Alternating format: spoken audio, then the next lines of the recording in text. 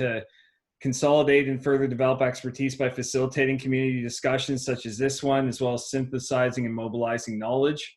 Our activities focus on documenting shifts and continuities in carceral power and violence, contributing to the development of tools to help dismantle exclusionary structures, and 3, building alternatives that contribute to the work of existing and emerging public policy initiatives and social movements that foster inclusive conflict resolution and social justice in communities, both locally and beyond.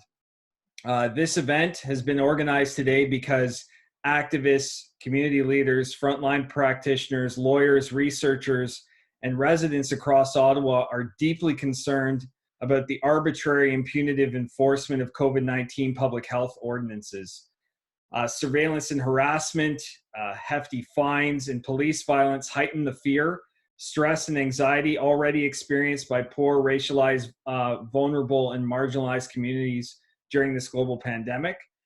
While we don't discount the importance of physical distancing, as the Canadian Civil Liberties Association and other organizations have reminded authorities, including the City of Ottawa, public health measures shouldn't allow for the disregard of our civil liberties. And it's with this in mind that our speakers will answer the following questions so that we can collectively document and build alternatives to how the Ottawa Bylaw Service, the Ottawa Police Service, Ottawa Public Health, the City of Ottawa, and our neighbors are responding to public health concerns in these unprecedented times. So we're asking 3 questions. How are different populations in Ottawa being impacted by COVID-19 and physical distancing orders?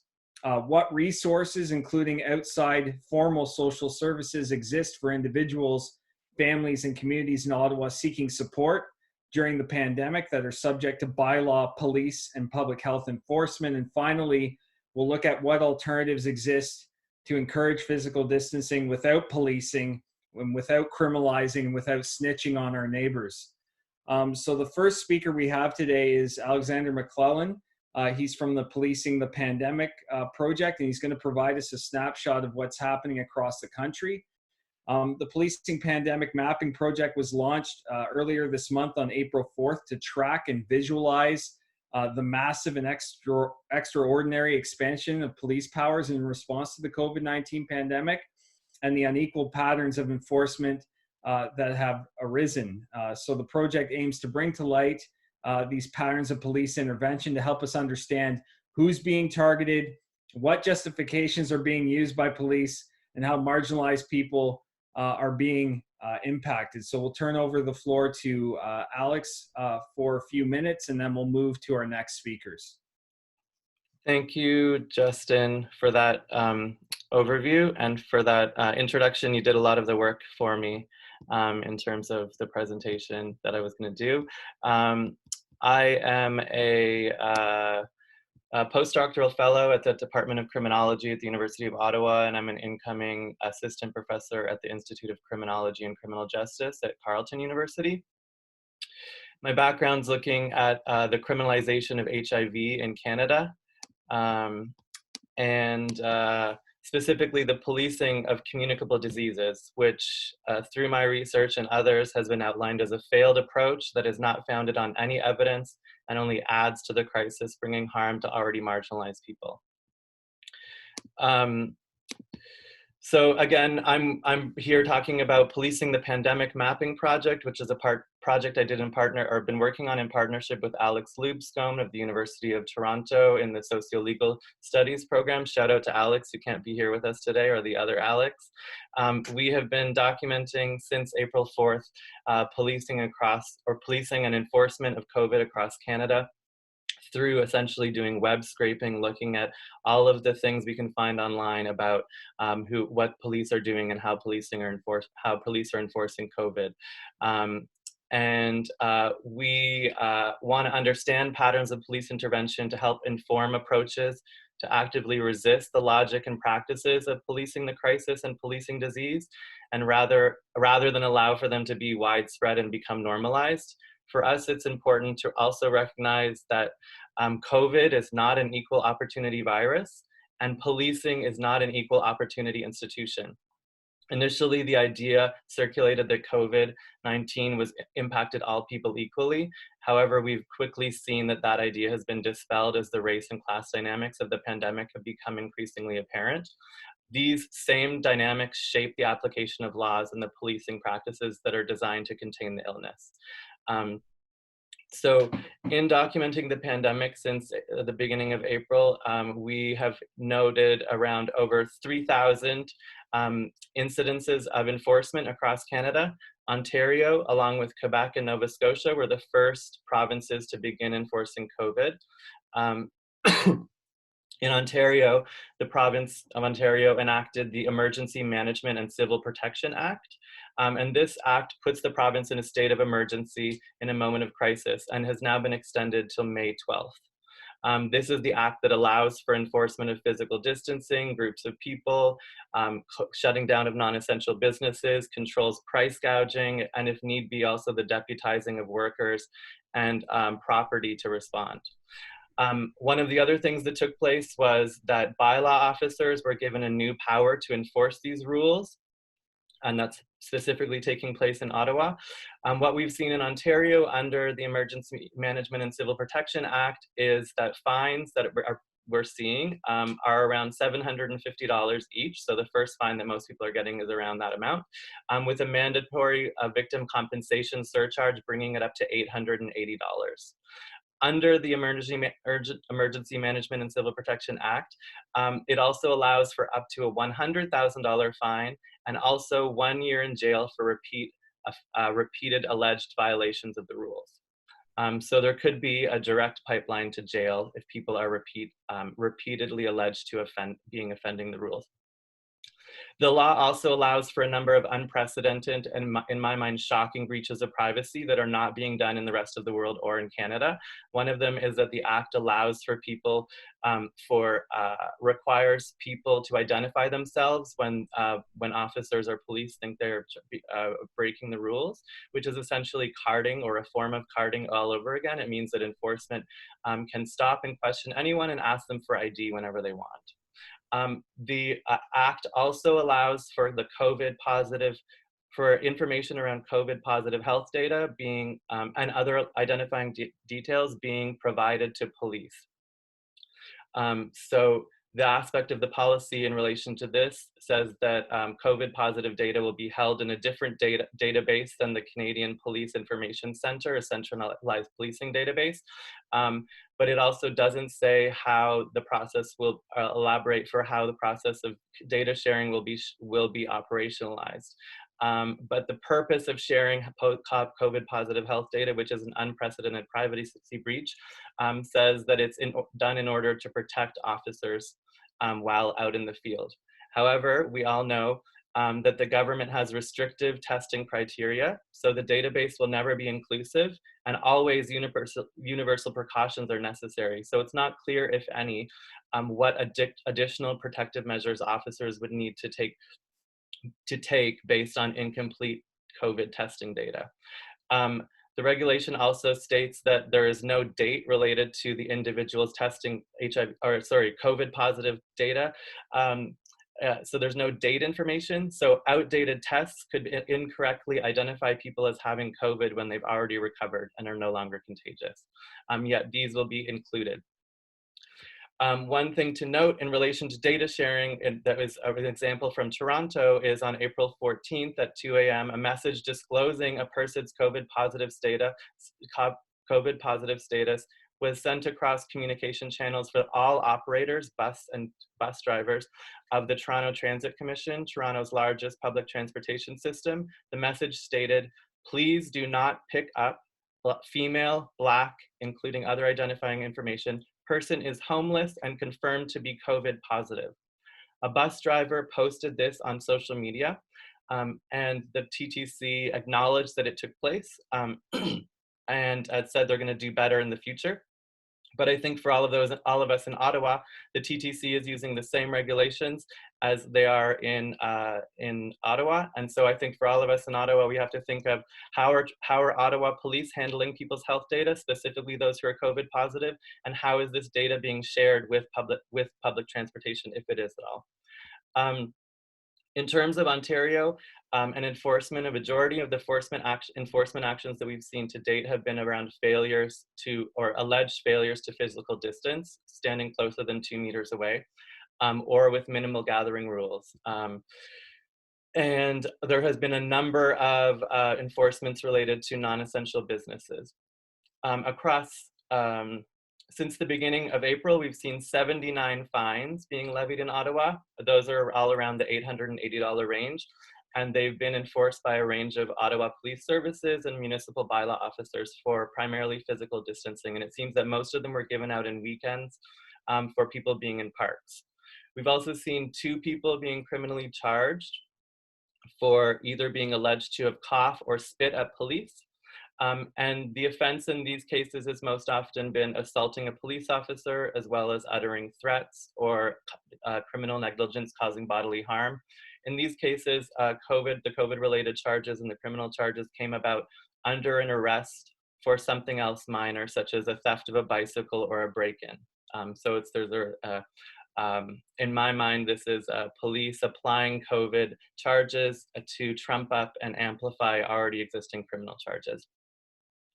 All of our information on our website is based on publicly accessible police reports of their own work, and also stuff that's in the media. So there's limitations, and we think that all of it is essentially a conservative estimate of what is already out there.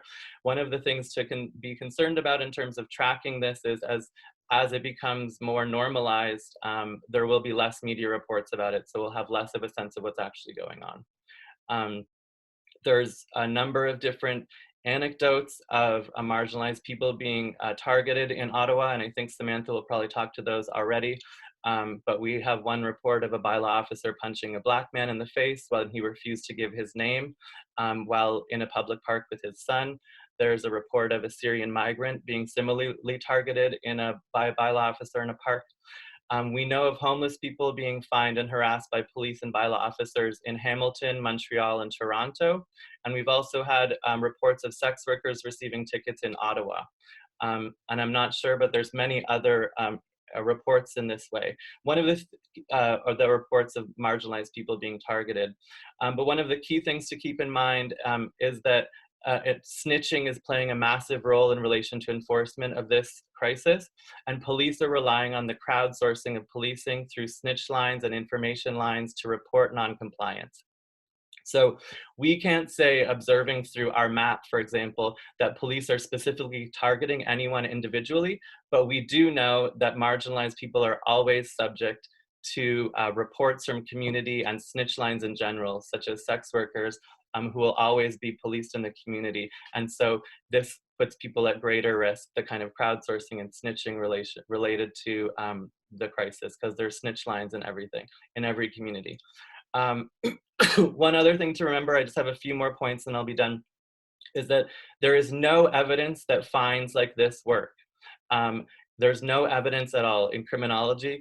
The evidence is not there. People have studied fines, have shown that there is no impact on deterring certain behavior through fining. And the higher the fine, that means nothing in terms of stopping people from doing things that we don't want them to do. But what we do know is that the harms of ticketing are likely to be disproportionately felt by those who are poor and marginalized and who are already at greater risk from dying from COVID. The people who will have the hardest time practicing isolation and physical distancing lack financial means. They may have mental health issues, language coherence, or ability issues. And also those who work in the gig economy or on the front lines of the crisis as delivery workers, cleaners, checkout people in kitchens and grocery stores. Those people will be most targeted because they also don't have the choice to be outside and face this onslaught of enforcement.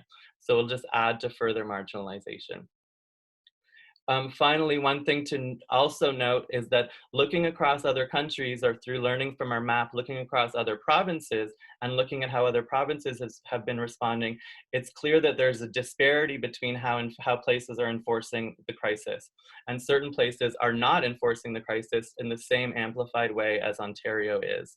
and they have been equally effective at flattening the curve. So if you look to British Columbia, they have only handed out fewer than 15 tickets, yet they've been flattening the curve. The city of Winnipeg has yet to hand out a single ticket, only using bylaw officers as to help educate people. So I think a question for us to ask is, why does Ontario and Ottawa need to be reliant on a form of force and coercion and massive breaches of privacy when other places are not doing this?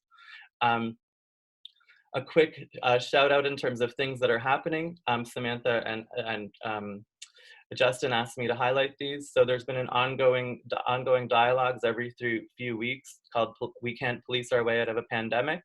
And the next one is going to be on May 2nd, this weekend, from 1 to 3. If you're interested in participating, we've had a number of great speakers talk about the crisis in different ways, kind of more broadly across Canada. And if you're interested, the group is also self-organizing to kind of help respond collectively. So you can join if you're interested, and you can email policingthepandemic@gmail.com to get connected to that next dialogue. And one last thing in terms of success, a city councillor in Toronto just noted that in Allen Gardens, a very park in downtown Toronto that's frequented by underhoused and homeless people, that due to public pressure to stop the failed and harmful practice of enforcement through ticketing, that they have stopped and halted ticketing of people in the park for sitting on the benches. People who were sitting in the park and on those benches were doing so because they had nowhere else to go, and they've stopped doing it. So we can do it in Ottawa too. Right. Thank you, Alex, for setting things up for us and giving us a sense of what's happening across the country. Now we're going to turn our focus towards what's happening in Ottawa, situated on unceded and unsurrendered Algonquin territory. And to do that, we'll have Samantha McAleese from the Coalition Against More Surveillance. The Coalition Against More Surveillance is a group of Ottawa residents, activists, and scholars who are very concerned about the potential use of video surveillance cameras by the City of Ottawa to monitor areas of the city, such as the Byward Market and the new LRT stations, and potentially other heavily policed areas like Overbrook, Jasmine Crescent, Caldwell Avenue, and Montreal Road. So we'll turn over the floor to Samantha for 6 to 8 minutes and continue on from there. Hi, everyone, and thanks, Alex, for that great overview of policing the pandemic and the work you're doing at a national level. I'll repeat a little bit of what you said about Ottawa, but just to get us situated in a local context. So we know from a CBC article released late last week that there have been more than 2,800 calls to bylaw since April 3rd. So specifically about the physical distancing and public health ordinances related to COVID-19. So yeah, as far as we know right now, we don't kind of have updated numbers from over the weekend, but there have been 79 tickets issued between April 3rd and April 19th. And yeah, with the average ticket hovering around $880. And that's right off the bat, that's for a first time. The Canadian Civil Liberties Association has already communicated with Mayor Watson, the Ottawa Police Service, and Ottawa Bylaw about the ticketing practice in the city. So calling it punitive and arbitrary, and highlighting specifically a failure to establish a fair process for challenging the tickets. So maybe we can get more info about that from Michael Spratt or any other lawyers that might be listening in right now as well. The letter from the CCLA asked Bylaw to stop ticketing folks like they all have PhDs in epidemiology and to return to a more education-focused approach. But during a virtual town hall meeting on April 9th, Chief Anthony DeMonte emphasized that bylaw officers are engaging in stronger enforcement measures after shifting from just awareness and education. So a couple of stories that were already highlighted by Alex kind of indicate the disproportionate impact of these ticketing practices on racialized and marginalized individuals and communities across Ottawa. And then beyond the tickets, we're also hearing about a stronger police and bylaw presence in neighborhoods that are already over-policed. So for example, last week on Twitter, a concerned resident shared that the police and bylaw have kind of been hovering outside around a lot of Ottawa community housing buildings, So as people leave the buildings, they're kind of asking them where they're going, how long they're going to be out, what they're doing, and essentially just making people feel extremely nervous and unsafe, and you know, making people not want to go outside, not want to leave their buildings. And then there's also an increased police presence in places like Overbrook and Lower Town. So again, parts of the city that are already over policed, but now we're seeing even more. So apart from bylaw, our police and bylaw, we've also learned about some landlords across the city that are asking for tenants to disclose their health status. So they want tenants to tell them if they've been tested for COVID, if they've been diagnosed, if they're feeling sick, under the guise of, you know, protecting the health and safety of everyone in the building. So this also raises some questions about privacy and surveillance. So while there are tremendous efforts happening across the city to support residents, and specifically vulnerable residents during this pandemic, we cannot ignore the harm caused by policing and surveillance practices. So finally, during the Ottawa Police Services Board meeting this afternoon, the service reported an increase in calls for intimate partner violence, increase in calls for neighbor disputes, an increase in mental health calls, and an increase in calls pertaining to people experiencing homelessness and those who access emergency shelters. So this is a really difficult time for everyone, and we need to learn how to come together in different ways to make sure that our neighbors are safe from harm, from violence, and from conflict. And I'm hoping that tonight, hearing from the rest of our speakers, that we can highlight ways that we can do this, that we can support our neighbors and keep them safe and healthy, that don't involve increasing policing, criminalization, and surveillance across the city. And so with that, I'm going to stop so that we can hear more from the speakers that we have with us tonight. Okay, thank you, Samantha. So now we'll turn the floor over to Khulud Beg from City for All Women Initiative, or CAWI. CAWI advances equity and inclusion in our city, in organizations and communities by providing training, consultation, and organizing public forums. CAWI works to amplify the voices of marginalized communities and facilitates workshops and training for community organizations and agencies. So Khulud, the floor is now yours. Awesome. Thank you so much. I just want to thank everyone who's here, and thank you for inviting CAWI to speak. I think a lot of amazing information has already been given by Alex and then Samantha, who've kind of covered the big picture issues that are being felt by marginalized and vulnerable communities right now in Ottawa. And I think one of the things that I wanted to speak of is CAWI's work and our community-based or participatory data or stories that we've been collecting from the people that we work with. And one of the things that we've done during the social distancing lockdown situation right now is we've started doing online community check-ins with most of the people that we work with.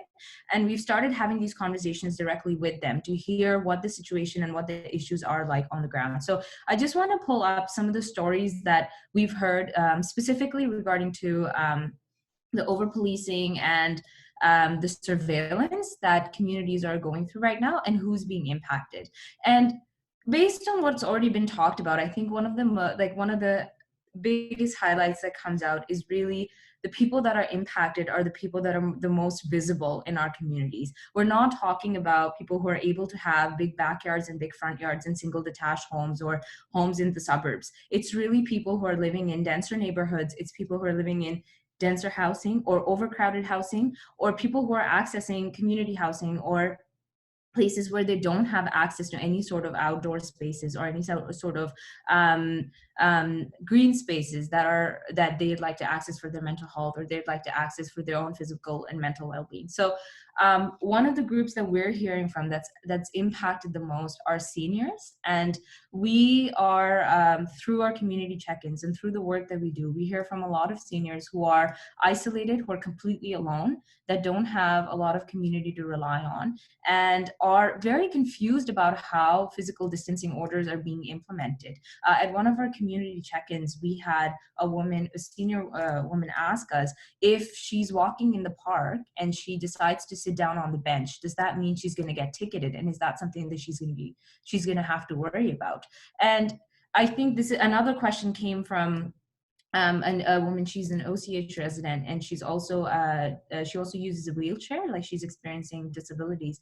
And her challenge was the same, is that if she stops and she takes a break and she's in her wheelchair, does that mean that she is at the risk of getting ticketed and getting policed, or getting is she under surveillance for that, or is she breaking the law essentially?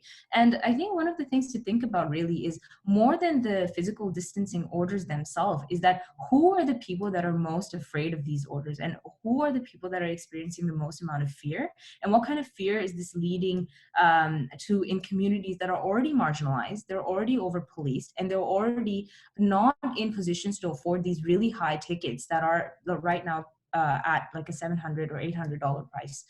So the idea of physical distancing orders, like the kind of fear that it's leading into some of the residents that we work with, some of the community leaders that we work with, and what they're telling to us from their communities, I think that's something really to take note of.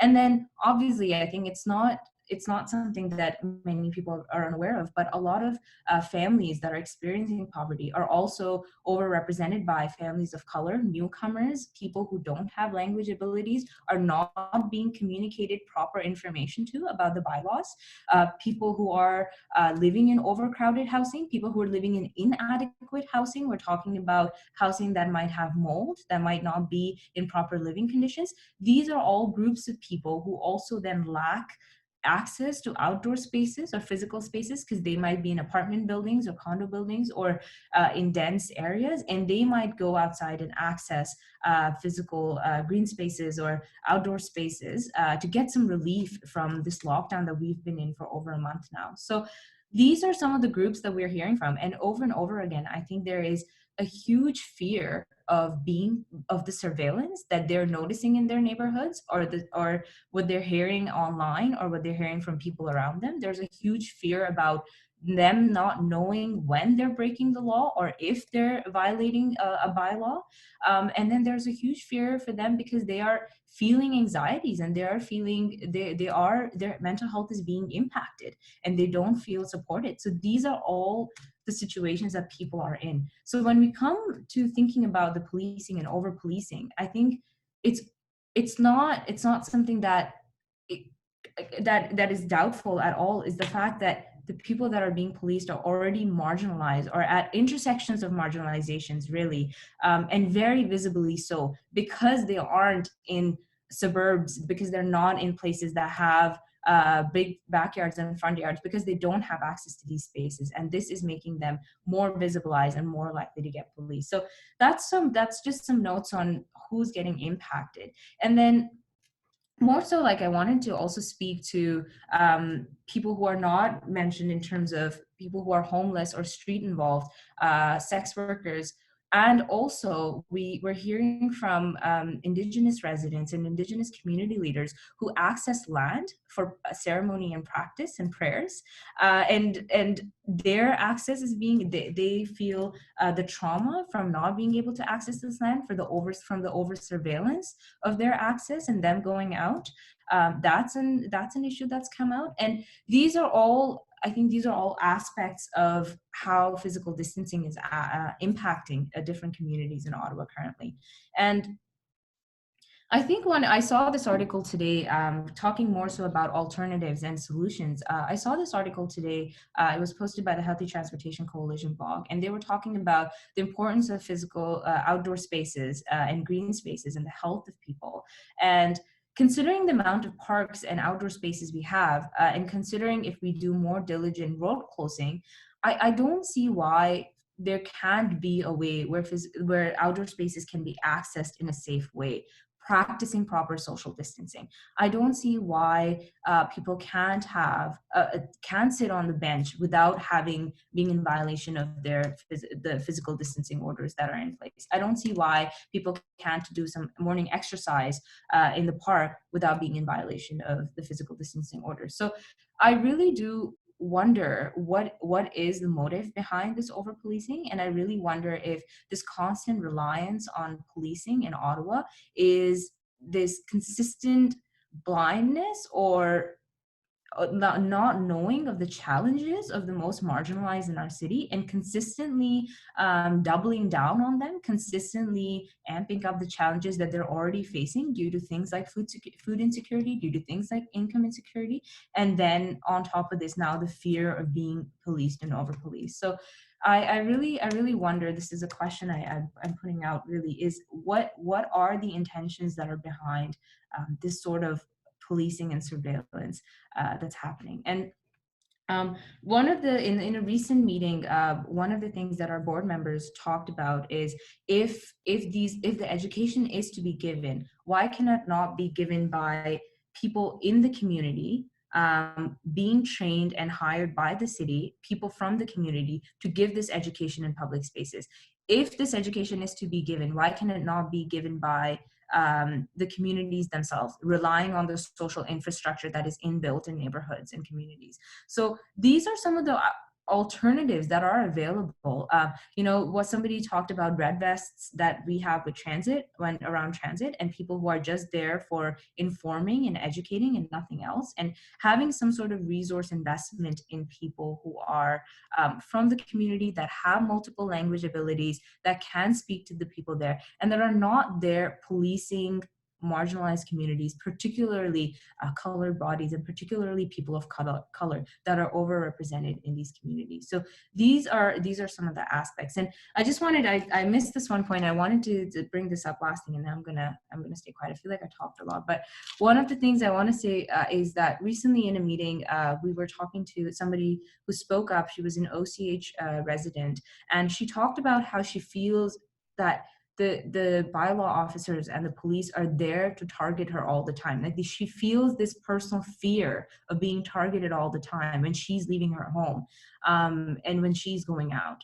And this, I think there's this lack of understanding of this personal fear that people of color feel, or people who are marginalized or experiencing poverty or low income homeless feel when it comes to being policed. It's a very present, ever so evident fear that anything you do has to be vetted through the questions of, should they be going out? Should they be going out right now to access a public park? Should they even leave their house? What is more important, an $800 ticket, or being policed, or being at home and suffering due to any given circumstances such as mental health, or inadequate housing, or overcrowded housing, or whatever reason there may be? So I think, just to sum it up, I don't think there's a lack of alternatives.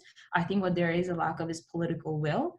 I don't see why there can't be other ways in which communities are being educated, or in which parks and public spaces are being made accessible to people who need them the most during this time. Thank you so much.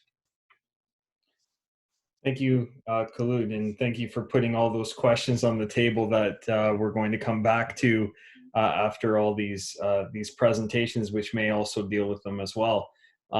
Next, we have Catherine Haxel and Sean LeBlanc from the Drug Users Advocacy League, or DUAL. DUAL is an independent group of drug consumers, ex-consumers, and their allies who fight for the rights of those that use drugs and their community in the Ottawa area. Their purpose is to ensure the safety of those that consume drugs in the community at large, and to ensure that the people that consume drugs can do so with the proper education and opportunities to stay healthy. So Catherine and Sean, the floor is now yours. Hey, thank you for that, Justin. Sean's in the room with me. He's just not feeling so hot, so you might hear him chime in, or I'll stop if I hear him wanting to interject. But here's some comments that we basically went over just with the questions that you had posed for us. So thank you for organizing this as well.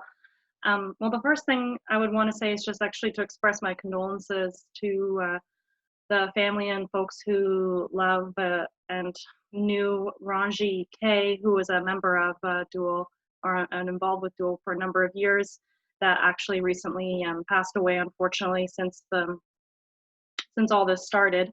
And of course, we would extend our condolences to anyone who has been impacted or lost their lives. And during this whole COVID crisis, and kind of how COVID has taken center stage, and a lot of the issues that we're talking about really have existed long before COVID, and hopefully this experience can be transformative as far as the social justice issues are concerned. So I guess when it comes to Dual's a collective of people who use drugs and people who have lived experience using drugs, and our allies in Ottawa and across Canada. And I guess the impact of COVID when it comes to someone who uses substances really is bound to the amount of social capital you already have and how much harm reduction you can already practice in your daily life. And so thankfully, in our situation, because we've actually been not doing very well, we got some symptoms consistent with the virus about a month ago. And so it's been hard to kind of have a sense of what's going on in the community on the ground, because we've been practicing a lot of physical distancing and physical isolation, which has also been a huge challenge when it comes to the mental health and wanting to make sure you're not exposing other people, and being safe, protecting your neighbors, and of course looking out for yourself. But the challenge with COVID, I find, is that it, I mean, as I kind of said, that if you, depending on how much you rely on other people and what kind of resources you already are sitting on or are able to access, that really has changed. So the impression that we have is that if you are already accessing things like emergency shelters, food support services, community health centers, that your experience will have changed as far as less access overall, or that experience has definitely become more limited. I mean, Ottawa has a lot of harm reduction services that are mostly embedded in community health centers, and I don't know, as far as all the CHCs across the city, how they have changed, if they have changed as far as reducing their hours. Usually they're kind of bound to the 9 to 5 as it is. But now, especially when people have, if they're using, don't have a 9 to 5 job, if their access to harm reduction is going to potentially be more limited. So it's interesting because Ottawa did pilot vending machines for injection supplies, inhalation supplies a few years ago, and so now those actually are a little bit more relevant because they can be open or utilized at any time, and our understanding is that they're being more accessed now. Let's see, so because we're both in the fortunate point, I guess, to be employed in the field, we both are frontline workers, and so from that perspective, I've been able to learn a bit more about the changes for shelter access for people when it comes to COVID. And so while more resources have been opened up for people if they are testing positive or if they are suspected to have COVID, there are spaces where people can isolate in the city of Ottawa, particularly in Lower Town, where we both happen to reside, where adult emergency shelters are. At the same time, that approach, it really requires people to have been identified as being at risk and be tested and be willing to be sent to a service like that. And the challenge I've been noticing just in the few instances I've had working frontline within this change in the landscape is that not everyone understands what resources are available, and not everyone feels comfortable being followed, being guided and down that path. As for many people who are accessing these services, they've already had terrible experiences with service providers. And so to be kind of directed that this is the way to go and we will help you is still a very scary, well, it doesn't really seem as much of a choice, because if you don't access those doors that are now open for you, other doors will close. As far as in the pursuit of protecting the broader community, you are put on no access list to other shelters. And so while you might be able to go, or at least that was the latest I understood, I don't know if that has changed, but that is concerning when it comes to the prevention standpoint for anyone in the community, and just the safety you would feel as far as if you ask for help, and then depending on the window of time that it takes for you to get the result and get to that resource. There are options also for people to wait those results and that waiting process basically requires being somewhat treated like you are positive, so being isolated, and yes, being offered more assistance as far as snacks and other stuff that will help make you more comfortable. It's really challenging when you are physically isolated from your community and you don't usually typically have a phone or access to Facebook or other telecommunication devices. It's so isolating for people, and especially for so many folks who have lived experiences being directed through the correction system and it not being a healing experience.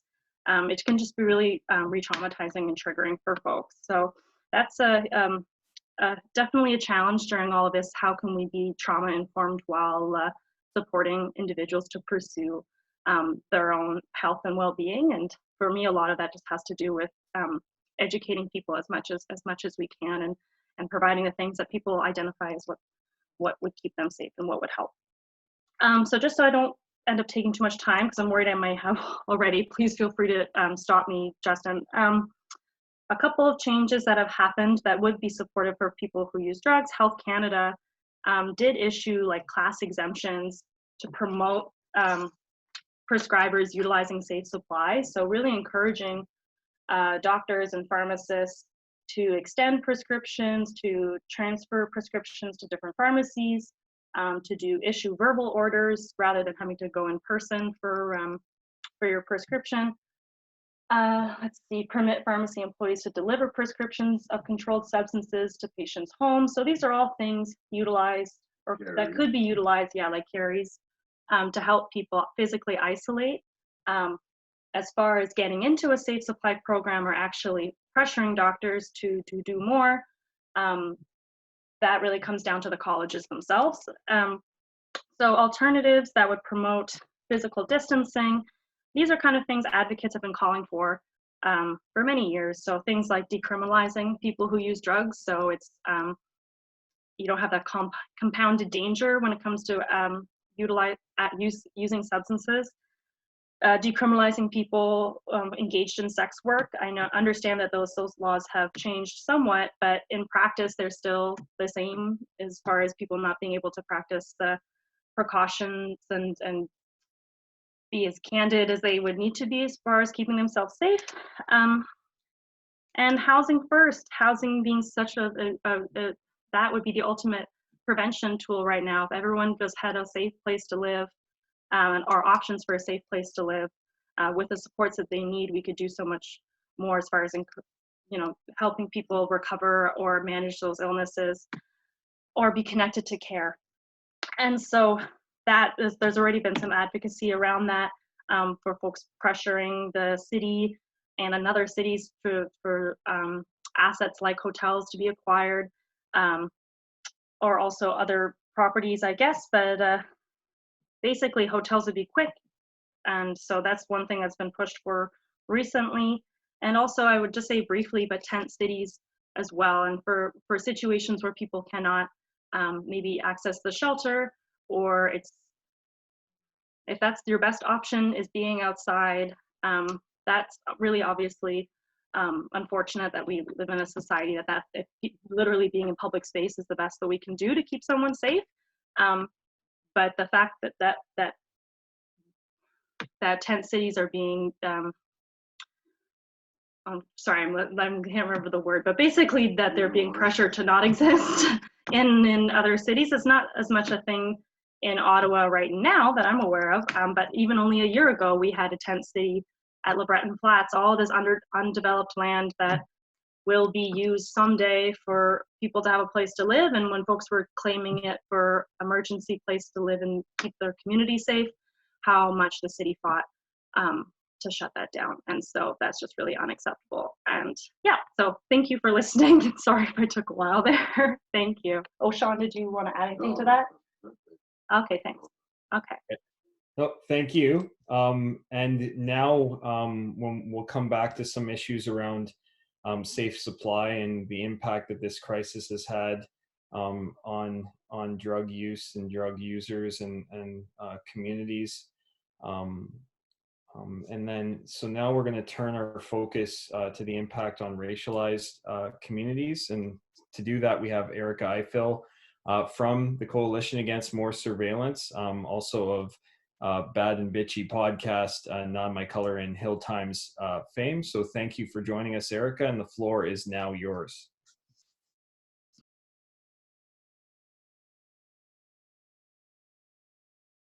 We've got to unmute you there, Erica. I'm like Pierre Poilievre. What did I tell you? Okay, so can you guys hear me? We're good? Okay. So I'm going to take a little less time. I wanted to relay some of the concerns. I was on a call on the weekend with Ralston King, who, if people don't know, is our newest city councillor, and has been doing a lot of work talking to the Black community, especially about COVID-19 and about keeping safe, social distancing, and everything else. One of the problems that he said that he was having is, or one of the problems in general, is that there is less penetration of information in racialized communities. One of the reasons is because these are people who are, like we say, they're marginalized, which means they're less likely to interact with government. They're less likely to interact with authority for all the reasons that we have heard thus far. They're less likely to turn to government for that kind of information. At the end of the day, it's an issue of trust, and especially for those who have negative experiences, especially with police, healthcare or health officers are finding it difficult to engage. One of the reasons is because they really don't have many sort of culturally competent people on staff, or creating policy, or creating creating policy really to actually engage a lot of communities. So what Ralston King was doing was he was kind of being that bridge. If communities don't have that bridge, they don't get the information. And I don't think, and I didn't realize, and I don't think a lot of people in the public health field realize, you can spread the message all over Facebook and Twitter all you want to. You could put it on CBC. You could put it on in all the places that you think that people should be able to access this information. But our society has changed, the way people get their information has changed, and we have siloed information processes or factories. If you think of misinformation around COVID, that is more of an issue for public health than some of the other issues that they're having. And that's an issue that's happening especially with racialized communities, for whom language isn't a barrier, for whom access to actual services is a barrier. For example, I'll give you an example. A guy, my usual gym owner, I had to tell him about the program to subsidize 75% of small business rent. I mean, it didn't, and this is a guy who is white, male, fairly educated, and somewhat engaged. So I can only imagine what it's like if you are just generally kept out of the system. Or if you are in the system, it's in a carceral way or criminal way. and the system becomes a threat to you. And so, like I said, we need more people who are culturally competent in these communities, spreading the word. I really do think that a lot of the solutions that we talk about are community-based, but we also have to learn to be in a community. Now, secondly, one of the things I want to point out too is that this is a civil liberties issue, obviously, and I don't really know or I don't have confidence that a lot of these measures will go just because people go back to their lives. I think one of the things that we have to be really, really, really careful about is thinking that this is temporary. Because a lot of the times, especially for marginalized communities, what happens is that these issues of surveillance and policing and carding, and I'm going to get to facial recognition, start in marginalized communities, but expand elsewhere. Like, look at carding. Carding basically started with marginalized communities. Now everybody's being carded, you know? So I think to pay attention to what's happening in these communities is not a nice thing to do. It's actually a prudent thing to do. So I talk a lot about, also, somebody mentioned, and I feel like Michael's gonna get here, okay? Jails are another issue. When I was on the call, a lot of people were talking about the police and incarcerated people and how they are being treated. I saw something today which said, there was a story today which said that people in jail are apparently being put into solitary confinement because of COVID. And I feel like, Michael, I'm not going to steal your thunder. That is your that's your reason for being. I'm just going to go back to facial recognition. And I come to facial recognition because, and surveillance. So one of the things that Ottawa has done or is considering is using aggregated data from cell phones to look at movements and patterns to determine how well citizens are following recommendations. And that scares the shit out of me, I will be honest. We just had an RCMP investigation about police who were unauthorized but accessing police databases and selling that data to truckers. That is a huge concern. We also had a huge concern about data. On one hand, there should be racialized data to track the disease, but there shouldn't be data to track people.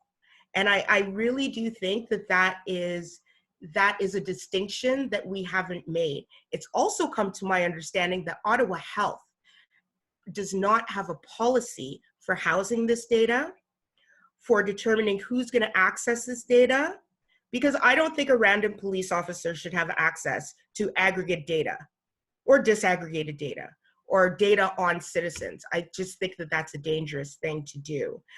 Also, so I swear I was going to be short, but I'm not, whatever. I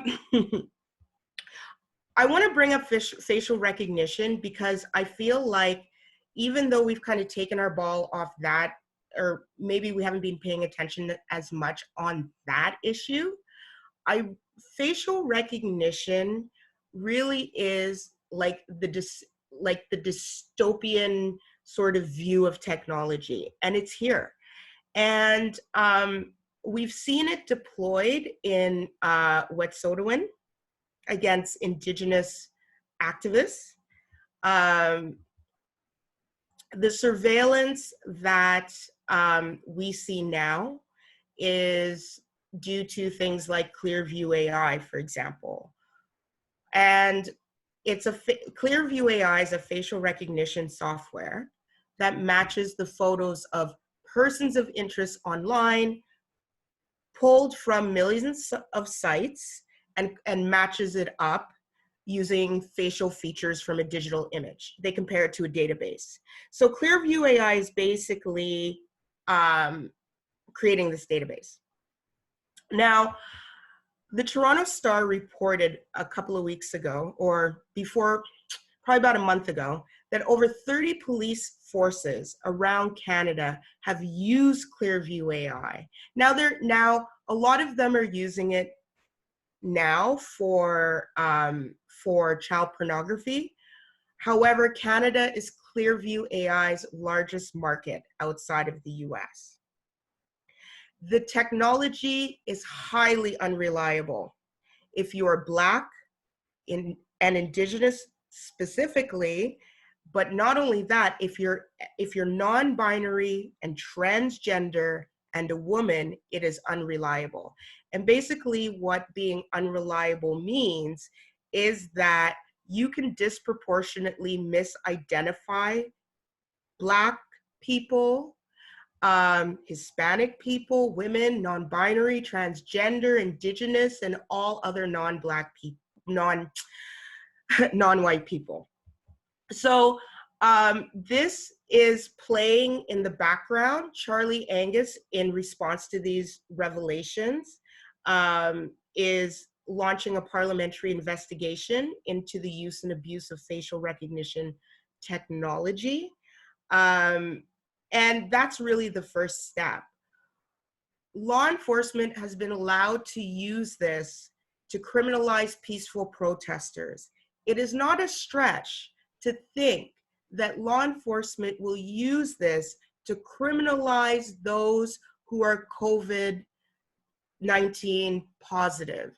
We've already seen the beginning of what they call an immunity passport, or identifying people who are well or people who have recovered from COVID. And I can only imagine, like Canada, the PM apparently dismissed it, but I'm pretty sure other countries will take it on, and it's only a matter of time before that spreads. So I really do think that we are living at a time of like this dystopian crossroads. We have governments who are demanding our obedience, but they do not give us PPE equipment with which to follow these directives. If the government wants us to be safe, they should be providing us with equipment to be safe. If they're not, they're failing on their job. And it's about time that we all start demanding something better instead of just being resigned to what is available now. So that's my piece. Thank you, Erica. And certainly we do need to be vigilant of so-called technology-driven solutions and these new emerging forms of social control, or I should actually say repackaging of social control technologies in the name of public health instead of criminal justice or other forms of intervention, security, and so on. So we'll turn over the floor next to Mélanie Stafford. She's a member of Overdose Prevention Ottawa, or OPO. OPO, for those that don't know, our community members and service providers in Ottawa have come together to respond to the ongoing overdose crisis, which is persisting still with this pandemic that's taken so many of our friends and loved ones from us. They've been inspired by actions in other cities across Canada. They initiated a pop-up overdose prevention site in Ottawa in 2017, I believe. And they support many other initiatives like the struggles of Tent City residents this past year in LeBreton Flats. And in short, they engage in struggles to provide our community with the inclusive and life-saving services its people need that governments come up far too short, far too often to provide. So Mélanie, the floor is now yours. Thank you. Thanks, Justin.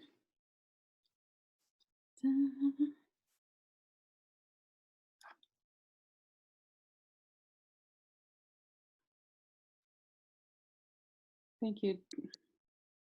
Yeah, you're on. Okay, great.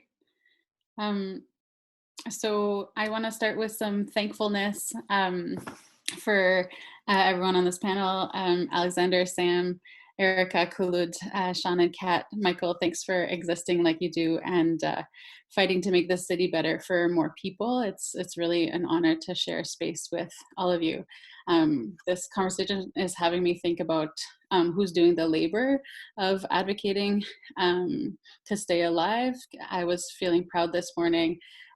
City Councillor Ralston King was on the radio just talk this morning advocating for race-based data. I really can't wait for him to not be the only one shouldering all of the work in our city around racism-based issues.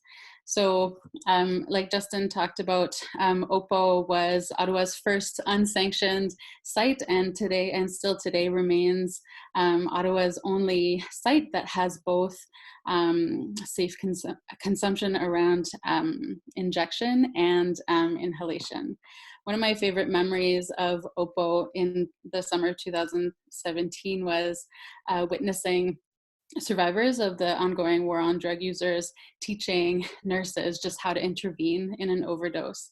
The knowledge transfer came from drug users because up until then, they had been left alone to die and to take care of each other and to keep each other alive. They were the ones that knew what an overdose looks like, and they were teaching what the public perceived to be the experts, which were amazing nurses that came in and took some risks with us. So a reminder that the expertise has always been and will always be in the community. And the professionalization of harm reduction work is actually one of the problems that we've been navigating with this added COVID emergency, which, and I'll talk about that. So Ottawa has 4 safe consumption sites, and I get to work at one of them. So safe consumption sites were an insufficient response 3 years ago when we got our 4, and we won't get any more thanks to Doug Ford. So within a week, all of the safe consumption sites hours got reduced, and all of the booths in the safe consumption sites got halved. So let's say a safe consumption site had 8 booths, now they're running with 4. So that set people up to have to wait outside where there's more visibility. I think Kulud was talking about that. And with more visibility comes all the dangers of criminalization and more surveillance. I was on a Facebook Live with Councillor Fleury, who is the city councillor that has 3 of the 4 safe consumption sites in his ward last week. And on the Facebook Live, there's many neighbors who were very concerned about drug users not physically distancing. They were bringing it up a lot. And our city councillor was not equipped to talk about safe supply, to talk about affordable housing. He had and perpetuated that logic of policing and surveillance, and making sure to talk to their parent to make sure that they'd be getting a good talking to, because these drug users were again being told that they're just existing wrong. So in the last couple of weeks since COVID, I have, of course, been checking in with a lot of people that I get to work alongside of, and ask for some of their insights for this panel tonight. So I'll go ahead and share some of their brilliance. So when I was talking to someone called C, he just first asked a lot of questions of what was the point of this panel. He was asking, like, who's going to be there? Are they going to do anything? That I'd be pretty much wasting my time, and were there going to be any politicians there? And just that kind of beginning for me speaks to people's sense of disposability. We have repeatedly told and reminded people who use drugs that they are disposable, and I'd argue that that relentless message is just as fatal as our poison drug supply. So after we kind of moved past that moment that this panel was worthy of our time, and I won't give this story any justice, and it rattles me when I think about it. He shared about just the physicality of having to walk around trying to figure out where to take a shit, and walking around for 15-20 minutes hoping to get somewhere where he can go, and getting there and that place being closed, and how he's being set up to just have to say, fuck it, I'm gonna shit on a sidewalk. And he's like, all of us are walking around having like shit on our ass still because we were set up to shit on a sidewalk. And the way that he told the story was just like, oh, it was very much held in his body. When I talked to someone else called T around COVID, she just brought up why we still didn't have any space for people to smoke their drugs in this city. So in the world of drug use, there's a hierarchy of what drug users we like most. We like most the ones that haven't used in 25 years. And those are the folks we tend to bring to panels and to speak, and they're important, but you know, they get the spotlight a lot. And at the bottom are crack users, and to this day we still don't have a space for them to use their medicines with dignity. And then I had a conversation with someone called G. So he was wearing a homemade mask that I know he's going to struggle to keep clean. And he was showing me his hands that were in pain from all the sanitizer. So it was thanks to G and no one else from the city of Ottawa. He insisted about a week ago that everyone who's under house or street involved be given hand sanitizer. And it's like thanks to his advocacy that we woke up and tried to get into action. So we did a call out and got some sanitizer donated. The issue right now is, so Dairy Distillery gave us a really amazing donation, but we don't have, there's nowhere to source the spray bottles. So if anyone has a hookup for, I need about 800 spray bottles, I've got the sanitizer, but not the bottles to put them in. He also talked about the little big things. So he talked about how he wants everyone to be wearing masks.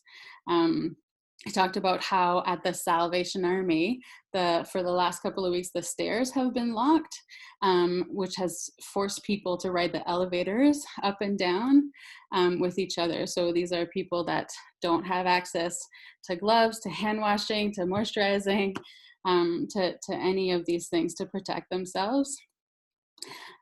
Shared that at the mission, warrant searches were allowed to happen in the middle of the night. We know about the night of the 23rd to the 24th, but police with no gloves and no masks on.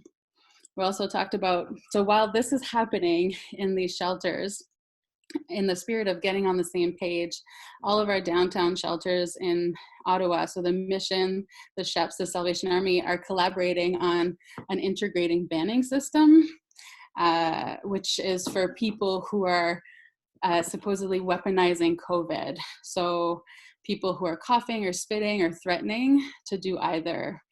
And we hear that within the first week of this integrated banning system, 35 to 40 people were already on the list.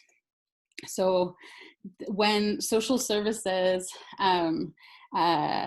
take on these approaches, it of course validates what Alex was talking about,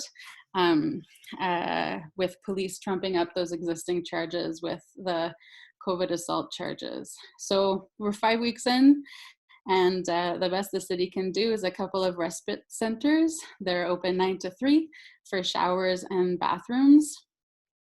I'm wanting to flag that these new spaces, they need to be staffed. And one of the consequences of police overfunding for so long is that they're the first service to be ready and available to staff these respite centers or these new shelter spaces. And we know that to be happening at the Travel Lodge on Carling.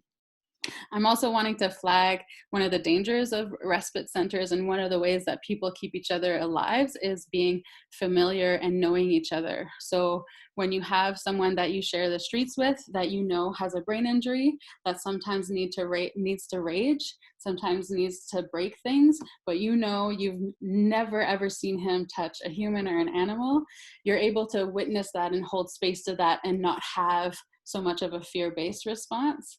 But when we treat our people like they're cattle that just need to be herded in, I think we're at 3 different spaces right now.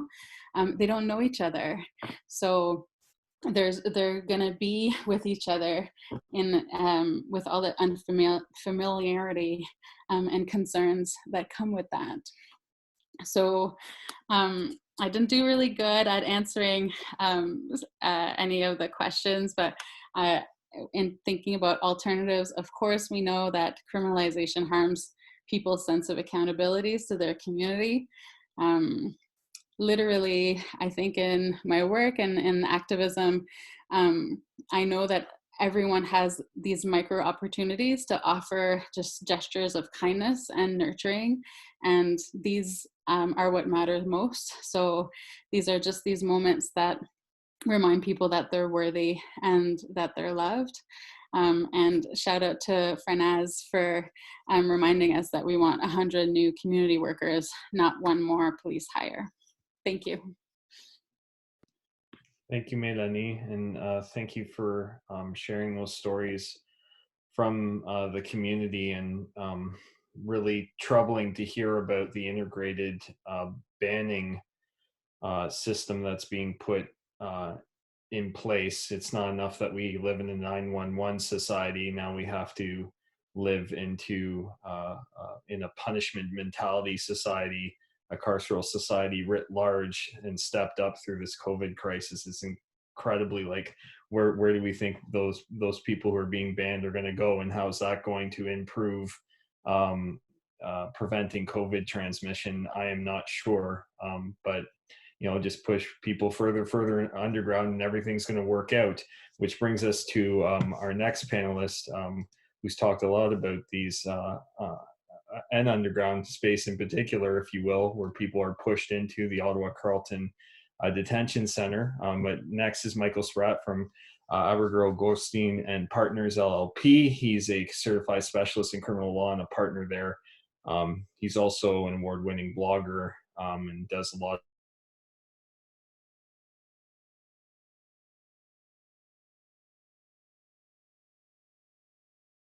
And for some reason, my mic doesn't seem to be working, so I'm going to switch this.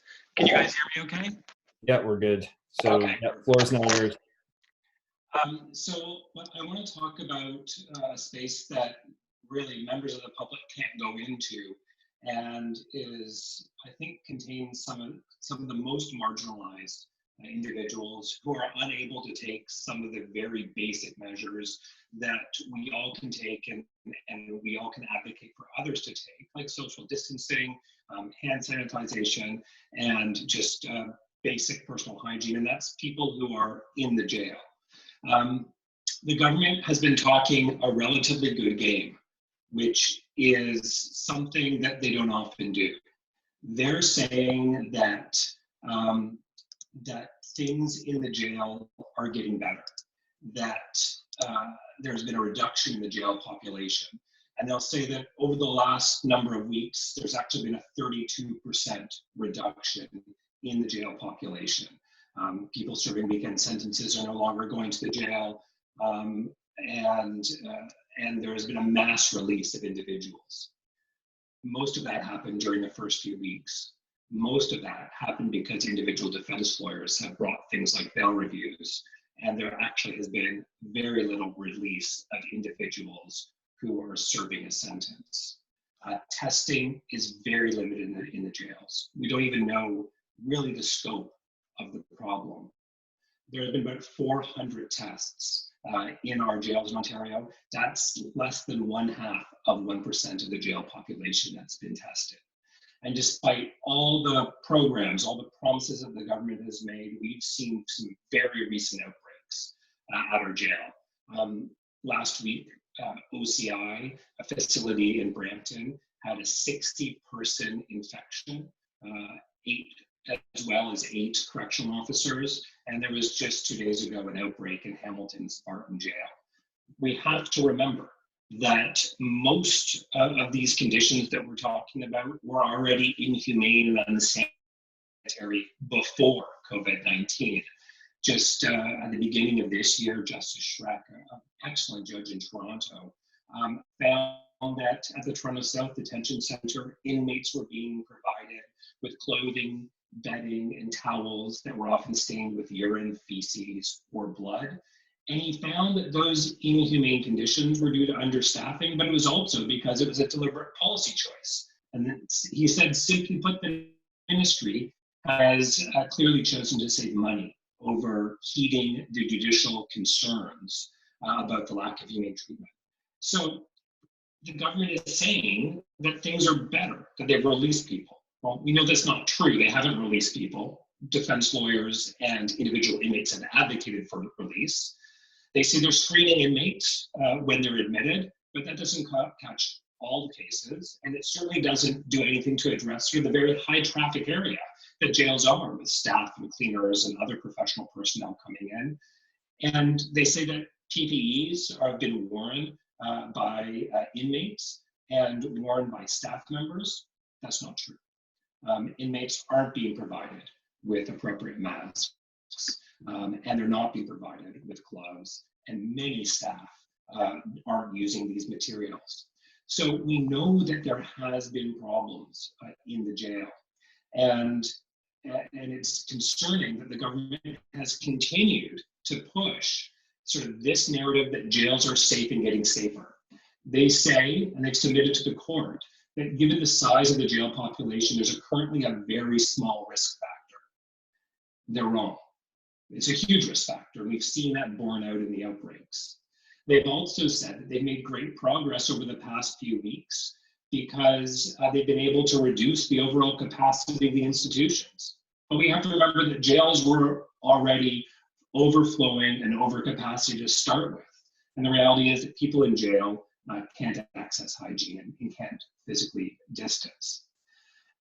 This is an immediate health threat for both people in the community and people in jail. Saying that things have improved is not unlike someone who is caught driving a car 160 kilometers an hour in a school zone, saying that they made great progress towards safety because they were driving at 200 kilometers an hour just a few minutes ago. It's a ridiculous assertion, and it's something that the government is actually pushing actively in our courts. The last bail review that I had, a racialized individual who is facing serious drug charges, but not violent charges, not charges that have anything to do with weapons or firearms or physical harm to anyone, came up with a very good bail plan, a GPS bail plan. His family, not people of means, scraped together money to try to afford a GPS bracelet. We're going to have 24-hour, round-the-clock supervision on him. And the government's actual submissions were, because he's under 30 years of age, he's unlikely to die if he becomes infected. Therefore, there's less need to release him. I should say that that same Crown also submitted, because the plan is to go have him live at Lawrence Heights, that's a low-income neighborhood and a neighborhood where there is violent crime. And so they might agree to release him to a different area that's not full of violent crime, like Rockcliffe, but Lawrence Heights was out of bounds. So we see the government actively pushing not only systemically racist policies and positions, but positions that don't recognize the harm of COVID-19 on individuals who can't take the measures to protect themselves. in the last 30 seconds I have, I want to just address some of the other impacts that individuals who are in custody are facing. They're facing transfers to other institutions. And when they're transferred to other institutions, that means 14 days in solitary confinement, because that's the policy that the jails are putting into effect. So individuals who don't want to be transferred are moved away from their family and then put into solitary confinement, where they don't have access to the phone, to privileges, to basic humane conditions through no fault of their own. We also see jails using lockdowns to segregate people in their cells. Impossible to physical distance when you have 2 or 3 people in that cell, but it also means no privilege, no yards, a lack of phone access to counsel. We see jails also canceling visits, both lawyer visits and family visits. We also see individuals who are sick, confined to cold, inhabitable cells with very, very little treatment. And so on top of all of that, we also see trials being canceled and inmates not brought to court. So if you had a trial scheduled in the month of March, April, or May, and you sometimes have been waiting for months or years for that trial date, that trial has been canceled, and you're subject to these really draconian preventative conditions that are preventing outbreaks. And then that sort of inhumanity is being used by the government, their crown attorneys, to advocate for the continued detention of individuals who are not violent and nonetheless have very good plans for their release. So there are huge problems in jail. It's a community that is perhaps the most marginalized and the least able to advocate for themselves and to take these preventative measures. And so I really thank everyone for inviting me to talk about them and do what they can do, which is let everyone know what it's like to be in jail and to face the risk of infection while in jail. Thank you, Michael. So now we're going to open up the floor for discussion. And one of the first things that we'll turn our attention to for those who may be watching, including some city councilors who were invited to come watch this online webinar tonight, and did get responses from a few offices that said that if the councilors aren't watching tonight, that they will watch the recording. So we've had a couple suggestions on the Facebook feed in terms of things that could be done. Sorry, I'm kind of looking sideways to my other screen here. We've had suggestions about hiring 100 new community workers instead of more police hires. So for instance, having, as was suggested earlier, people from communities being the ones communicating this public health information, having the city and other levels of government invest in them to be able to build their communities and build community capacity to respond to this crisis and beyond that as well. So maybe just go around to each of you in the order that you presented in. If there was one thing, one alternative that you could be putting in place right now to deal with the pandemic and promote physical distancing instead of criminalization, instead of surveillance, instead of incarceration, what would you advocate for? And then we'll open it up to another question after that. So we'll start with Alex, and then move on with the panelists in the order you presented in from there. Cool. Thank you, Justin. Really quickly, I also want to, in terms of one other suggestion, I just want to also highlight something that I forgot to highlight, is that more police on the street right now, a ramp up of policing and a ramp up of bylaw officers enforcing are going to increase risk to getting COVID, because officers and police forces people are being infected in police forces. And we also have much anecdotal evidence of officers not physical distancing, which was already talked about on this call by a number of people. In Nova Scotia, when police arrested a Black man for someone snitched on him, called on him. Police said publicly that they are not subject to physical distancing rules, and there's no reason why we wouldn't think other police forces would do the same. So the ramp up of policing is going to put people at greater risk. And so that's one thing that I think people need to consider. I think we just need more education. We need to any emergency legislation should allow for massive also welfare reforms to enable people to realize social distancing who aren't able to. We need to immediately free up empty buildings so that people can get into them. We need to immediately give people the financial means to access the means that they can to access social distancing. So those are some of the things I would say. And enforcement will actually only add to the crisis and could put people at greater risk. It's not going to protect people. Thank you, Alex. Samantha?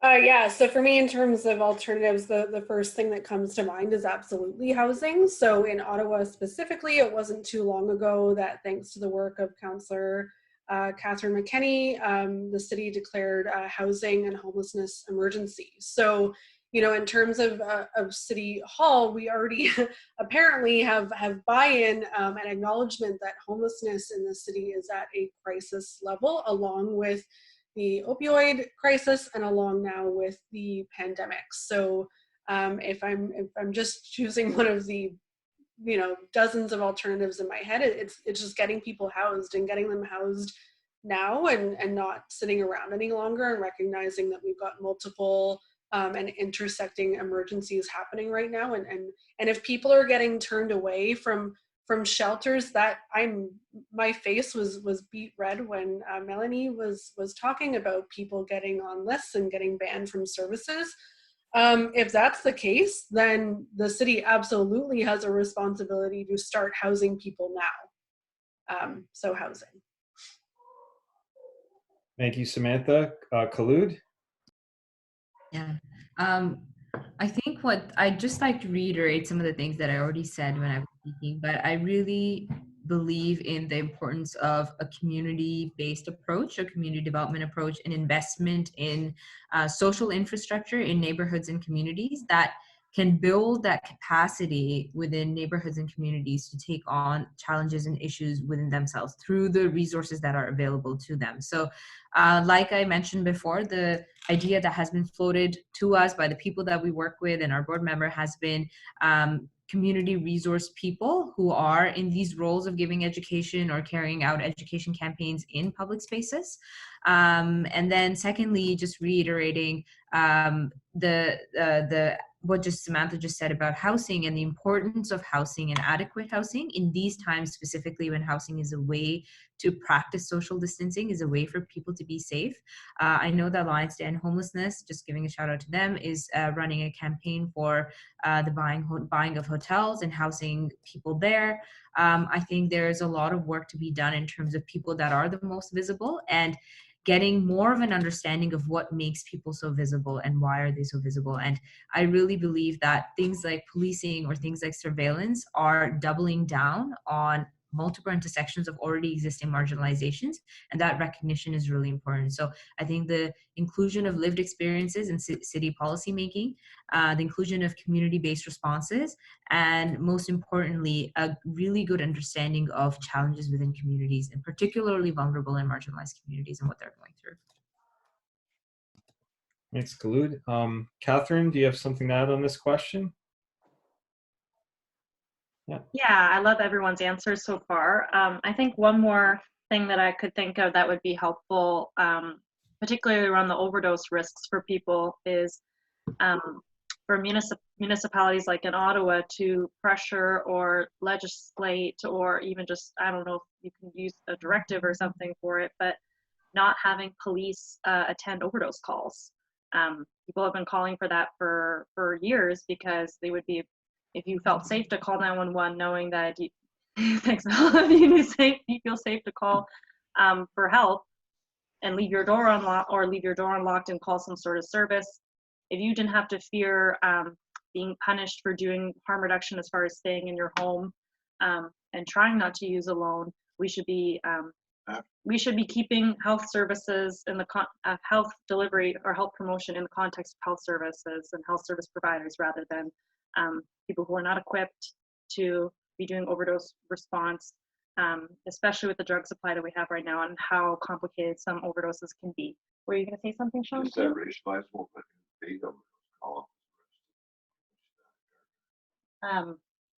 Yeah, so there's an example Sean referenced of someone who, an example of this is an individual who called to report an overdose that they witnessed, a police coming to attend to the call, and the individual having a warrant that it was non-violent offense, to my understanding, maybe like probation or something like that, and that was enough. And that whole experience of someone reaching for help and how much more terrible it became, as far as that person then left, you know, in handcuffs, when really all they were trying to do was get some assistance with someone who they thought could have been dying, and they did pass away. So it's just, yeah.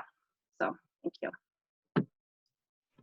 Thanks, Catherine. If I don't have my statistics wrong, that's roughly 10% of the provincial charges that land people in our jails right now. Are these breaches of conditions, and that are, you know, criminalized when people are seeking help. We send people back to jail for seeking assistance, and you know, how do you get people to buy into looking for support when you're going to criminalize them for it? Erica, do you have anything to add on the alternatives piece? Alternatives to, sorry. No, it's okay. Alternatives to criminalizing and policing the pandemic. Other things we can do. You know what kills me? This is what kills me, is the fact that we have leapfrogged over community care and gone straight to criminalization. We've gone straight to snitching. We've gone straight to all of these intents to criminalize people for not following the rules. And instead of providing support, PPEs, care, etc., what we're doing is we're just recreating the same underclass. I mean, it's abhorrent to me. Anyway, that's my piece. I think I mentioned it earlier. I really do think that I don't think that a lot of institutions and public institutions dealing with this have even know how to reach out to these communities, because they, first of all, a lot of them just don't have representatives from their communities in their staff. That's just it. Second of all, I also want to bring up, what if you're an essential worker and you get stopped?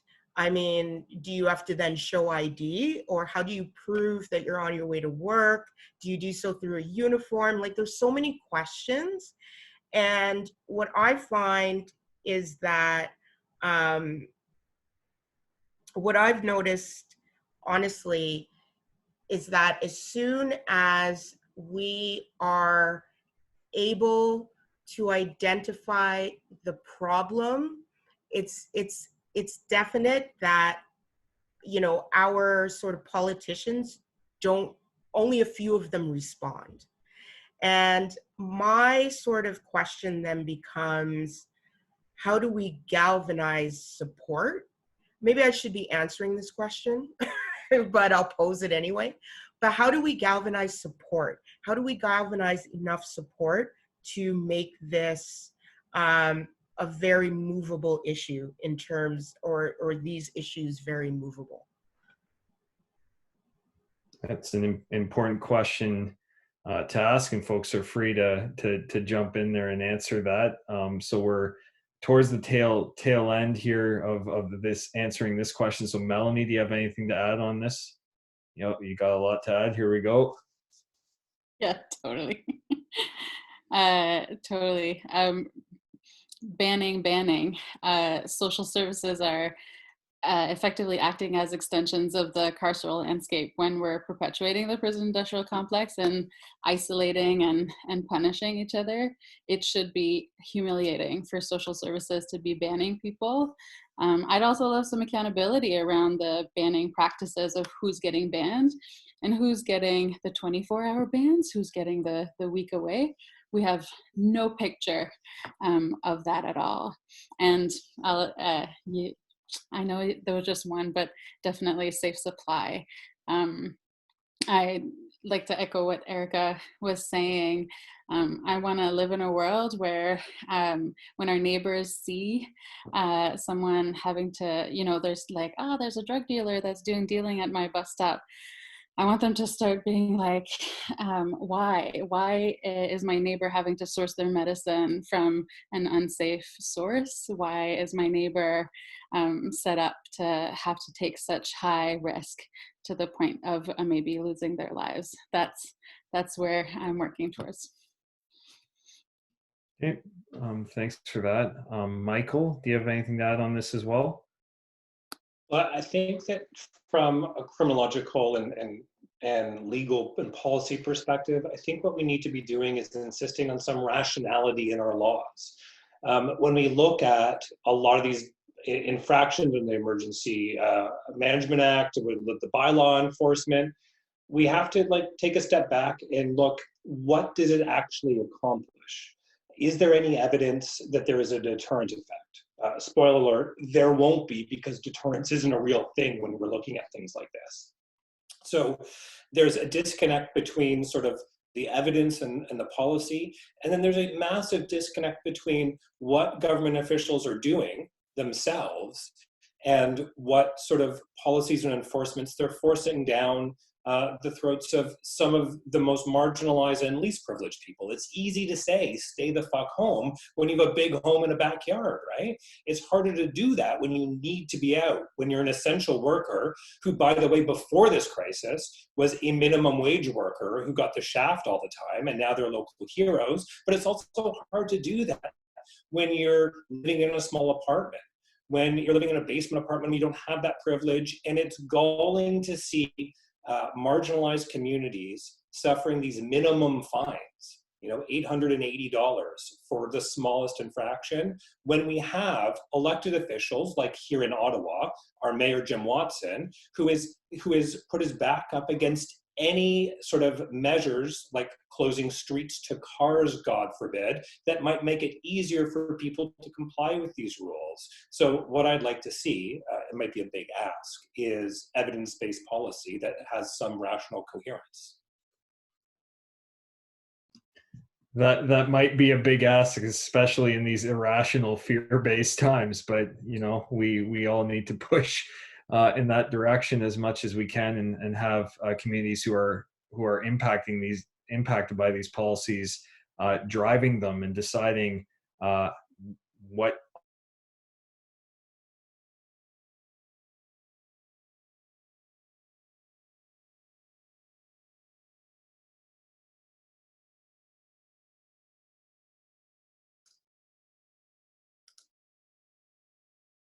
policies. How do we get there? And maybe this is how do we get from the space that we are to the space that we want to be? And we can end there, and we'll go in reverse order this time, since you laid out evidence-based policy as being an important thing to do. Michael, how are we going to get there? Well, I think, like anything, public education and stuff like this is very important. But we've got good community resources. One of the things that has been especially galling is the reaction in the communities. I've seen this in my community too. People who I respect, my neighbors, people that I like to hang out with. And, I don't like to hang out with a lot of people, but these people I actually do like to hang out with. And they're saying, I'm seeing a group of kids walking down the street and they're all together, or I'm seeing this, or I'm seeing that. What should I do? And one of the initial reactions is call bylaw, call the police. And this sort of deference to authority, and the first reaction of calling in the police force or bylaw instead of talking, engaging, and looking for other solutions is one of the most frustrating things. And I think the only way to correct that is because when I then talk to these people, my friends, they're very quick to sort of change their opinion, to recognize that there was, you know, facets of this that maybe were unseen to them at the beginning. And so I think everyone is in this together. And when we have draconian rules, it really risks the cohesion of the community response. And the only way that we can do what we need to do to make sure that we're all safe is to make sure that things are fair. And the only way that I think things are going to be fair is not through politicians, not through placating and giving praise to Doug Ford for acting like a responsible grown-up for once in his life on some things, but it's talking to your neighbors, talking to your community, and expanding who you see your neighbors in your community as. Thank you. Melanie? Yeah, I mean, often the alternative to calling in police is perceived as being more work and is perceived as being softer, and usually transfers the labor onto the community member, as opposed to, you know, there's this kind of like pushing away and confidence often that that's the best way to go. In like taking part, and I know this is such a waste of my energy, but I've been taking part in, you know, community Facebook safety groups, and like a rhetoric that comes up so often is that putting people in contact with police is how they're going to get services. So I'm just going to keep being loud about how police officers are not social workers at all. And I'm gonna keep trying to create spaces where we can build skills around discomfort and around conflict and around defensiveness. Thank you.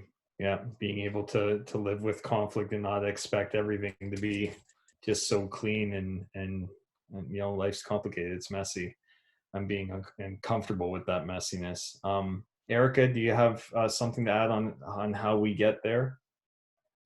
I would like to bring up the loss of A-based funding and how that has affected services, community services, and social services. This project-based funding that we do is not continuous. It does not instill the ability to plan or to even serve a community, because you don't know if that funding is going to be renewed. And part of community service is community education. If you don't have that funding, then we still keep like going over the same points over and over. I just think that A-based operational funding loss is a huge loss. And I doubt that, I would love to see a study on it, but I doubt that it exists. But that would be something that I think we need to look at, is community services, funding, cuts, who's being cut, which communities are being cut. Like, screw Doug Ford, okay? Because wasn't he the one who cut public health before this happened? And now I'm supposed to praise him like he's somebody? He's nothing. Like, at the end of the day, BC and Ontario have the same capacity for testing, but Ontario has a higher population. Why? I mean, we need to ask those questions, and we need to demand answers for those, because those are real questions that really highlight what is missing, who is being affected, and may even highlight what we can do about it. Thank you, Erica. Catherine, what are your thoughts on this question? I don't know. I'm sorry. I guess one thing I do on an individual level is I'm more involved with community associations, because those spaces can be very conservative, very affluent, very comfortable, and White, very white, and and not into discomfort around these issues. And I do want to give my counselor a little bit of credit for supporting safe supply, or at least saying that he does, even though frankly that it's not really within municipality's scope anyways. So it's kind of easy to say that you support something like that when that's not really something that the city generally does. Or legally, I don't know how much it could do, but it's just, yeah, I mean, basically to what Erica's point, especially including, you know, Doug Ford cutting sick days or making it more difficult to get sick days, having to see your doctor. I know that in our case, when I was first experiencing symptoms, my doctor wasn't even in the city. And so what were we gonna do? And so it's just really frustrating, but at the same time, yeah, not being shy about holding politicians accountable for these things as far as really making their lives as difficult as we might need to make them, because that's their job, really. They work for us at the end of the day. So I don't really feel shy about making them feel uncomfortable at all. Yep. Holding their feet to the fire. Khulud, do you have something you'd like to add? I just wanted to actually add on to what Erica said, and I think Erica made these points very eloquently in terms of the amount you need to invest resources into building community capacities. And I think I was reading this article by this really popular Indian writer. Her name's Arundhati Roy, and she was speaking to how COVID-19 is like a portal, because it's really just within the span of days brought to the surface the inequities and social injustices that are always lying right under the surface in our communities. And this virus and this pandemic has really just brought them onto surface. And now we're seeing people who are always living one paycheck away from crisis, being in crisis, people who are one paycheck away from being food insecure, being in food insecure, and then people who are living in inadequate living situations, really, really struggling with being indoors or practicing physical distancing. So I think that the idea really is that you have to pay attention to building community capacities, to building social infrastructures and supports within communities. You have to do community engagement. Most people get their education, get their knowledge from people that they trust in their communities. And how do we outreach to those community leaders? How do we outreach to those people in their neighborhoods? And how do we have these difficult conversations around it? So I think there's an education piece here. I think there's a resource investment piece here. And I think at the end of the day, there's a political will piece, which I spoke to earlier as well. But there has to be an active political will in realizing that something like COVID-19 is not equal for everybody, that people are going through some very, very difficult challenges in living through these times. And what can the city do better in accommodating these challenges through outdoor spaces or through parks or through access to different services? What can the city do better? So there is a short-term outlook when it comes to something like policing the pandemic and finding solutions that are working for people in the here and the now. And then there's the long-term plan, which is the community development, social infrastructure strengthening plan. And both of these are insanely important to make sure that people are not just one incident away from ending up in crisis. Thank you. Samantha, would you like to chime in? Yeah, I think what Khulud just said is perfect, and what everyone has already contributed is really great. So just echoing a bunch of stuff around, communicating with your neighbors instead of calling the police on them first, disrupting these punitive narratives that we kind of, not we, but that some people kind of instinctually jump to. I like Erica's point about the funding structures. I think that's really important. I think that's one of the main reasons why a lot of the organizations in Ottawa can't do the work that they want to do because of the way they're funded. Demanding answers from all levels of government, so starting with city, but moving its way up. And yeah, again, back to the communicating and making people feel uncomfortable and making them sit in that discomfort and kind of forcing them to shift their reactions to what they perceive as risky situations from a punitive reaction to a more caring reaction that doesn't result in further criminalization or harm.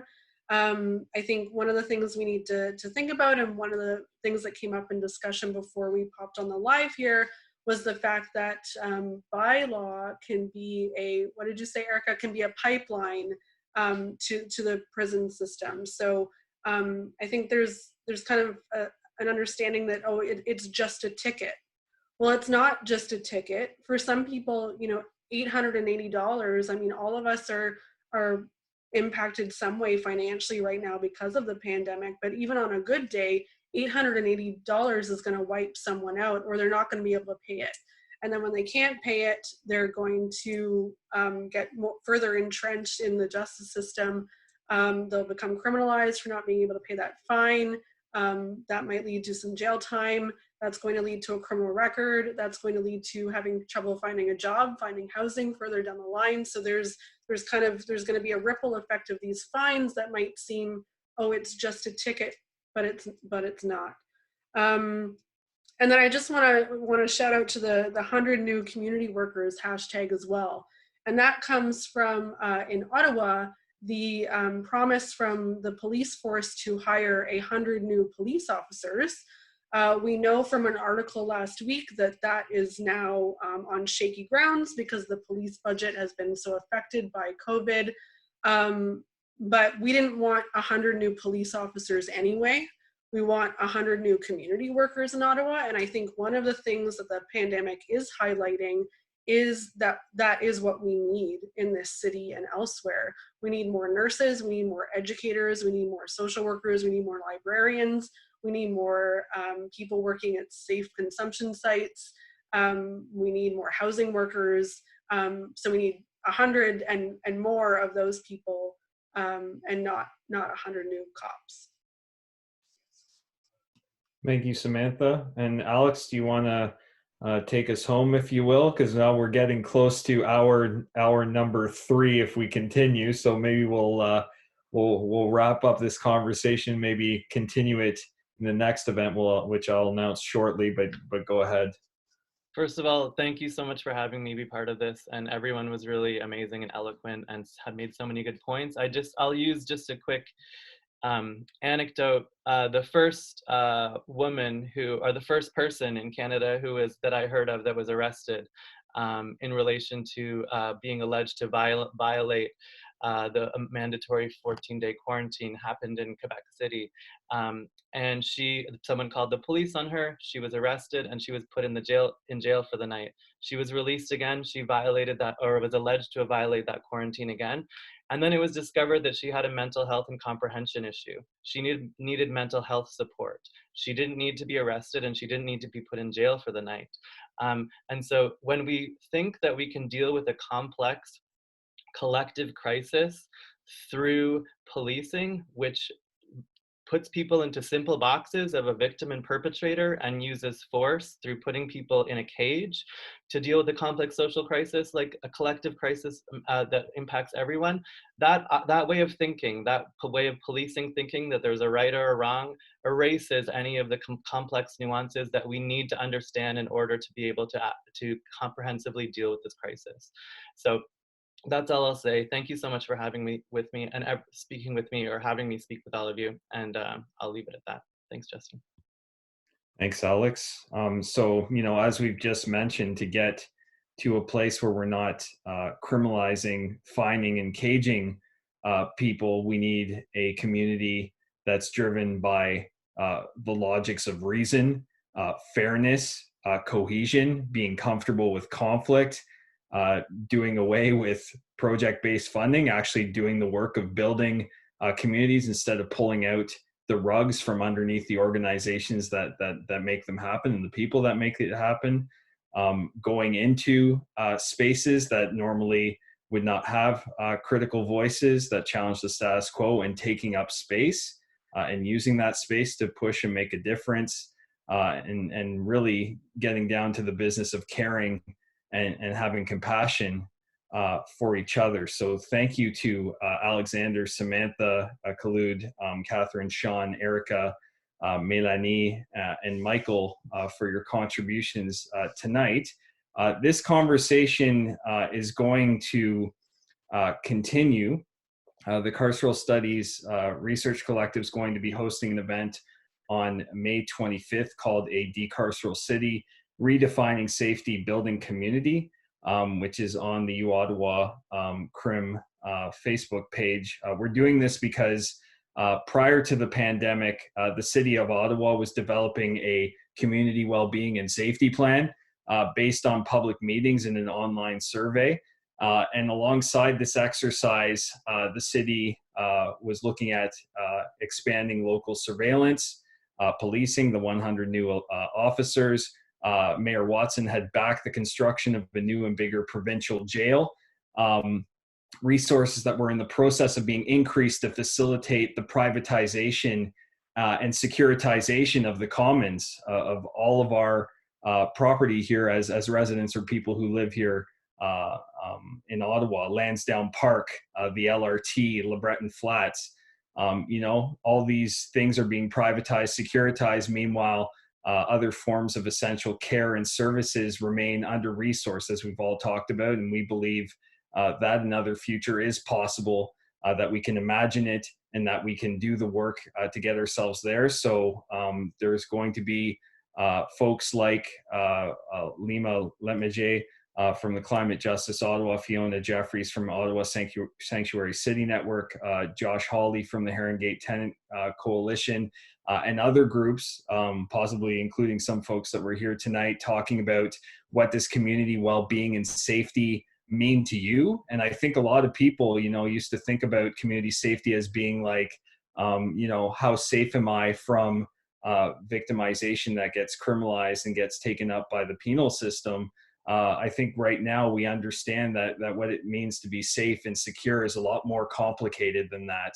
Being housed, having employment or income security, having access to food, mental and medical health care that's appropriate to the need that's out there. And we can see how completely dysfunctional and inadequate our society is. And then thinking about what measures can be taken to improve community well-being and safety. So we're going to be intervening on that as the city of Ottawa returns to business as usual that is not meeting the needs of people pushed to the margins. And frankly, you know, we are only as strong as everyone is across the city. And so if this community well-being and safety plan is going to leave those populations behind or push them further to the margins, it's not a community well-being and safety plan, and we need something else. So come and join us on May 25th. Please keep the discussions going in your communities, in your households on what we want the present to be or the future to be, and how we're going to get there together. And let's not let folks who are pushing for the further concentration of wealth to rip us apart and allow this shit show to continue. So on those eloquent words, thank you and have a good night.